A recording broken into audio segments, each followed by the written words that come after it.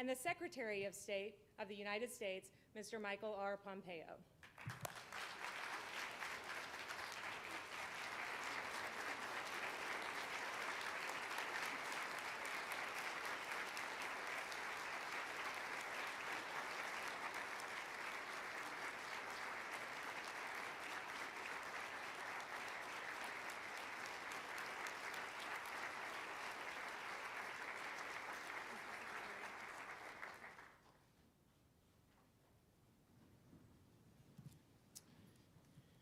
Well, welcome everyone. I want to thank Ambassador Curry for your leadership in the Office of Global Women's Issues here at State Department, for helping us to execute President Trump's Women's Global Development and Prosperity Initiative. Thank you, Madam First Lady, for joining us here today.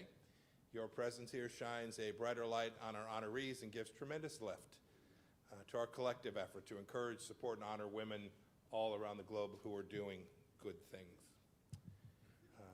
We're here today to meet and congratulate the women who are on stage with us, the 2020 International Women of Courage Award winners.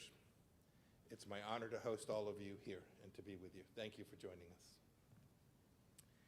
Last month, I took my first trip as Secretary of State to Sub-Saharan Africa. Susan joined me on the trip. We visited Senegal, Angola, and Ethiopia. In each country, we had a real privilege, an opportunity to meet with women who were launching businesses and community initiatives within their countries that were aimed at addressing challenges that the people of their nation face. Challenges such as global instability, sporadic internet service, lacking a skilled workforce. One young woman in Ethiopia shared how her enthusiasm for fledgling business growth was dashed. It was proving nearly impossible for her to find land and a structure to relocate her manufacturing operation, things that included basics like electricity and water, things that we take for granted in other places in the world. She persevered and now employs 40 people and exports artisanal products all across Europe. Another young woman taught herself how to code at the age of 9 by watching YouTube videos. Today, she's a partner at an investment firm, helping to empower and train entrepreneurs all across the world. Look, she's clearly intellectually gifted, but her successful start meant that she had to also aggressively pursue her own path forward. We also had the opportunity when we were in Riyadh to meet with women business leaders. These are women in business. They are starting businesses, and they are involved in their community in amazing new ways. And they're doing this all the while advocating and implementing fundamental changes to their societies. Women are integrating into the workforce and holding positions that were not imaginable even a few years ago. Women are driving, women are attending leisure time events, and this change has come swiftly.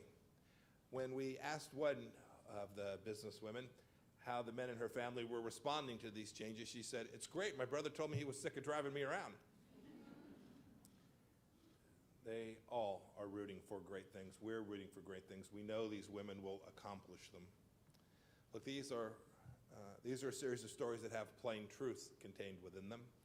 First, that women are enjoying the freedom of trying, failing, and succeeding in greater numbers in many, many corners of the world. Second, women want to be less of a discussion issue or a trend, and instead want more real opportunities to lead business and to be involved in their communities as leaders. And finally, the world needs women who continue to be willing to take risks and summon courage. And unquestionably, today's awardees are doing just that. This morning, you're going to get to meet some amazing people. Attorneys protecting basic rights in difficult places, journalists exposing corruption, activists ending the horror of female genital mutilation. We will also meet fighters for religious freedom and peacemakers in some of the most dangerous parts of the world. The women up here are all different, no two the same, but they share a deep belief in the fundamental dignity of every human being. Amin Akuliani is a survivor of the Assad regime's torture campaign. She was imprisoned for 6 months in Syria for a simple act of being engaged in peaceful activism. Forced from her home and then her country, living under constant threat as a refugee, she continues to actively be engaged in advocating for human rights, for democracy, and for peace in her country.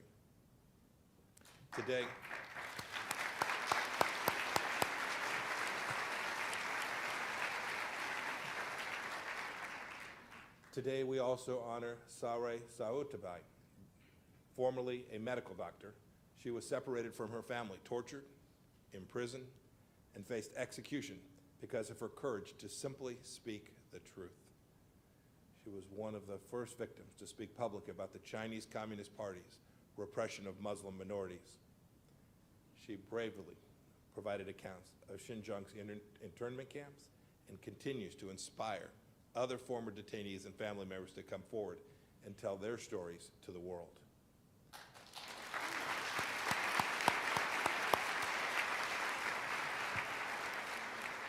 These two women and 10 others on this stage are faces of courage who humble and inspire us all. Now, not all women go through the same hardships we'll hear about this morning, but my wife Susan and I, Susan's with me here this morning, she reminds me of the courageous women that we all know. They're our neighbors, they're our friends, they're our colleagues.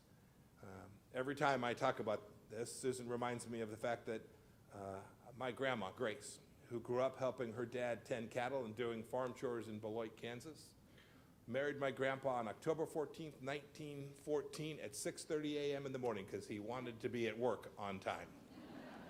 I did not pull that stunt on Susan. Grandma Grace cooked, she did laundry, she tended a huge garden, she was the PTA president 4 times, she led multiple Girl Scout troops, she was a precinct committee woman, she made almost all of her children's clothing, and when Grandpa won his campaign for sheriff, she worried.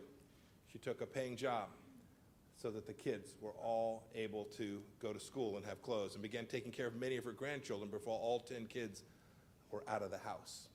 And during World War II, she and Grandpa took airmen into the home who were working at a nearby airstrip. She did all this and more with no heat, no plumbing, no indoor plumbing, not much money. Undoubtedly, there were days she couldn't put one foot in front of the other. This kind of courage is exemplified in families all across the world by women who are leading and who are taking on difficult challenges. We all know women like this, women who overcome adversity each day, who have faced fears and confronted wrongs. We need to honor these women every day, women of courage who are on the stage, and all of the women around the world who are engaged in this excellent activity that is so important for our families, for our governments, and for our world.